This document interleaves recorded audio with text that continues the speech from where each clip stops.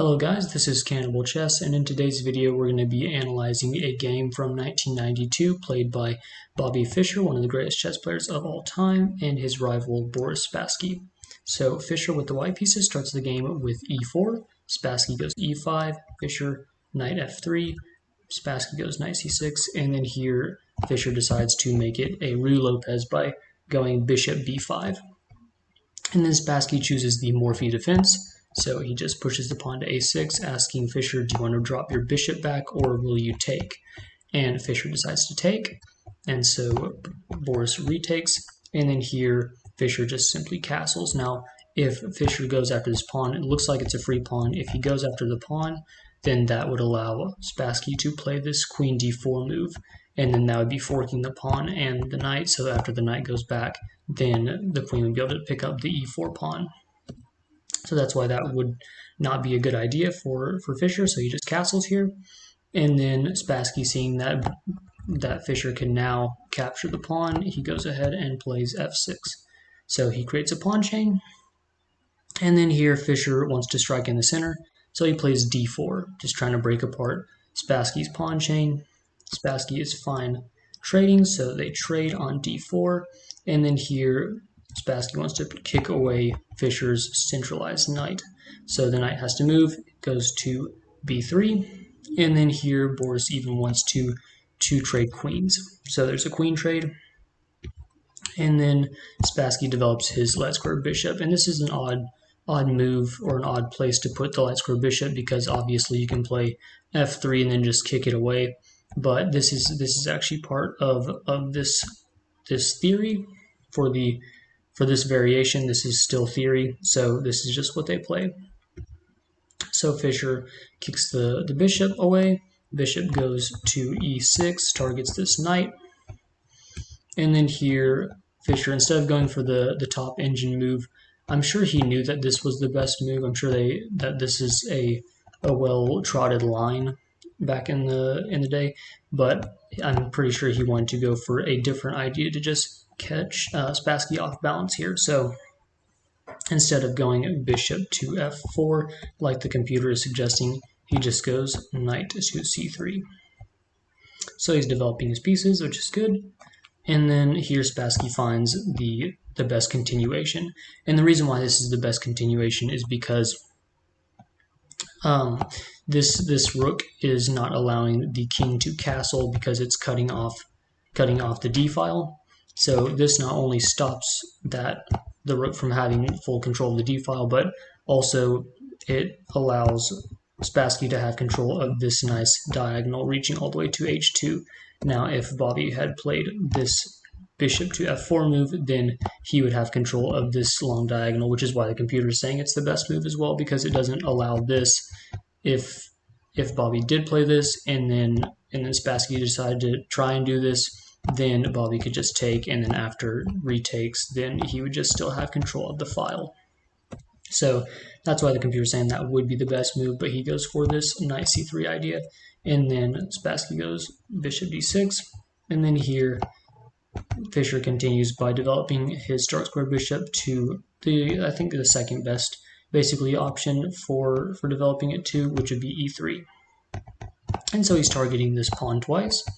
So here Spassky defends it by just pushing the b pawn up a little bit. And then Fischer finds the best move, which is just pushing a4. He wants to cause trouble for Spassky on the queen side of the board, and also make it to where castling would not be so much of a good idea, because then he would be able to break open the queen side and get to the king. So that's why he plays a4 here. He also doesn't want Spassky having any ideas of pushing these pawns later on. If he gets a little bit more defense on this pawn, he could bring his knight into the game somehow, and then probably put some more defense on this pawn if he needed to. So he doesn't want him having any ideas of that, but it's mostly just to try and play a5 and break open the queen side. So here Spassky, and this is actually a very odd idea, but he actually castles queen side.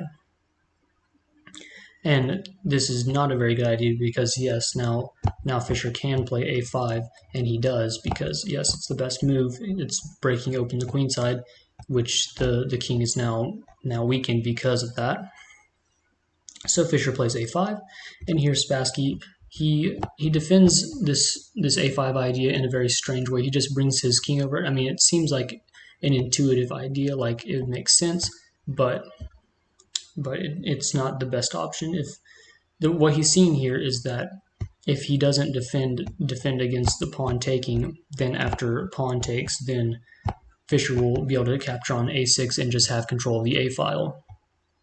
So that's what he's seeing, and he doesn't really want to capture, because if he captures, then that's letting this knight could come in to this square, or even the rook could take and then be pressuring this a6 pawn. So he doesn't really want to take either.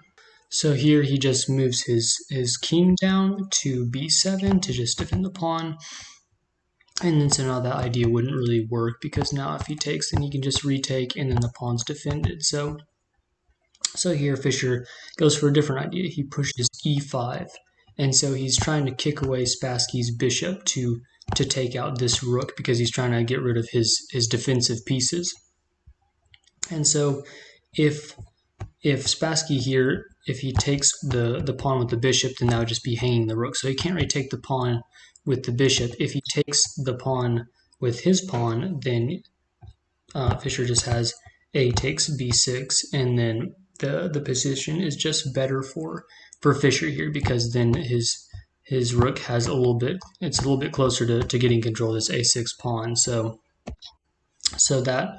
that was Fischer's idea here, and so Spassky finds the best move, which is just bishop e7, just defending against the rook taking the other rook for free. So then here Fischer just decides to trade rooks, and then now Fischer has all these pieces targeting Spassky's weak king, and then Spassky's pieces are they're not as well coordinated as Fischer's. So Fischer has a very good chance of winning this game at this point. I think Spassky knew that. Now the computer's saying that Fischer only has an advantage of like 0.3, but if it's not super engines playing against each other, this position looks pretty hopeless for Spassky. So here Fischer continues by bringing his knight to e4, just putting more pressure on the c5 pawn. And the computer here is liking this move, bishop takes on c5, and it'd be a free pawn. If Spassky takes, if he decides to take the bishop, then Fischer would just have retakes, and then that would be forking the king and the bishop with the knight, and then after the king moves, then the knight would just pick up the bishop, and then Fischer would just win back the material, but he would also gain 2 pawns. And then even if Spassky doesn't take the bishop, then that's still another pawn off the board for Fischer. It's one less pawn to worry about. So that's what the computer's saying Fischer should have played here. But Fischer plays the second best move, which is just knight to e4, just putting more pressure on the pawn. And then here Spassky, he kind of loses himself the game by playing king to c6. And this doesn't look like too bad of a move. You're just bringing your king to the center of the board a little bit more, trying to defend all these pawns at once. But this kind of undefends this a6 pawn. And you might be thinking, well, why does Spassky have to defend the a6 pawn? The rook isn't really attacking the a6 pawn directly right now, so why would you have to defend it? But there's a move that Fischer finds that actually makes it to where the rook is attacking the a6 pawn directly. And if you guessed right, congratulations, it is indeed a takes b6. And then here Spassky responds by playing the best move. He just takes back with the pawn.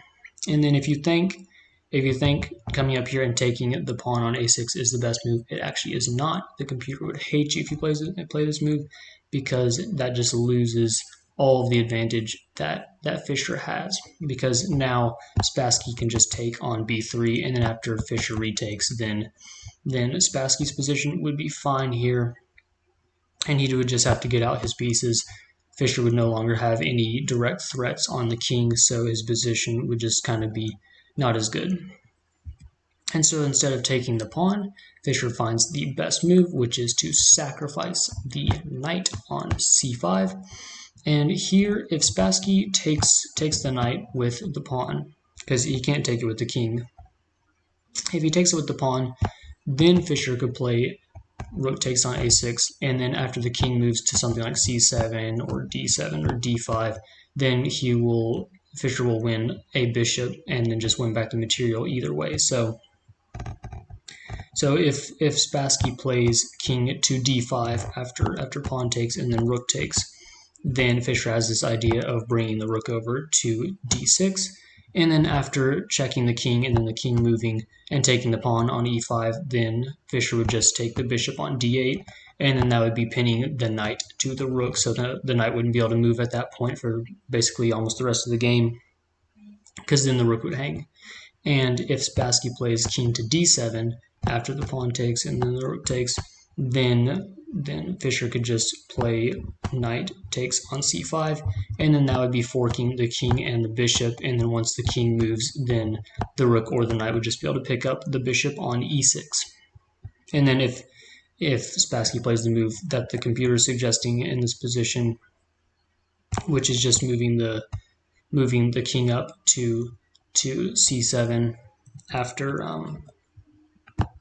if you were to take, and then after this move the computer is suggesting king to c7, then Fischer would just be able to take the bishop immediately. So either way, one of the bishops are going to get recaptured, so that's why it's a brilliant move. You're not really sacrificing material, but you are for the moment. So seeing that either way, in any of those situations, he would be losing the bishop, Spassky just decides to not take the knight.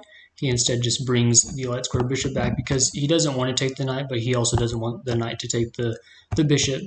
So he just brings it to c8 and then just defends this pawn on a6, but this doesn't really do much for him because the knight can still take the pawn on a6. So knight takes on a6, and then instead of taking the knight here, he just wants to try and cause a little bit more trouble, try and get his knight out and get his pieces a little bit more active. So he takes on e5, and he's trying to make room for his knight and then get his rook out, but it's kind of too late at this point. His position's just awful. And so after Fischer brings the knight to b4 and checks the king, then Spassky just resigns the game because all of his pieces, all of his major pieces, are on the 8th rank, and they're not very active at this point. His position, the computer's saying, is, or Fischer's position is like +7, something like that. And it's kind of strange. Fischer's only up a pawn, but the reason why his position's so good is just because the king's out in the open, Spassky's pieces are inactive, and so that's why the computer's saying that Fischer's completely winning here. And I'm sure Spassky knew that, which is why he just resigned the game at this point. So I hope y'all found this analysis interesting. I hope y'all learned something new from it or just enjoyed it in general. And if you did, please consider subscribing to the channel, and thanks for watching.